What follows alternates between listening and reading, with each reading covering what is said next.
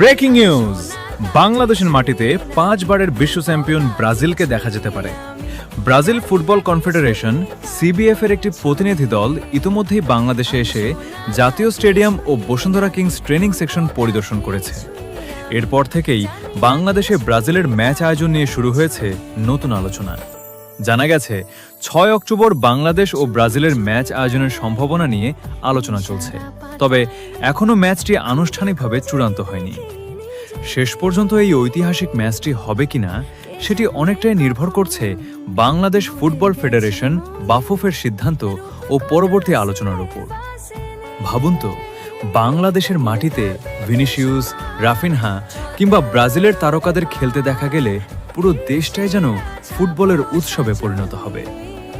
6 October কি সত্যি বাংলাদেশ বনাম ব্রাজিল এর খেলা হবে? উত্তর জানতে এখন শুধু বাফুফের চূড়ান্ত সিদ্ধান্তের অপেক্ষা।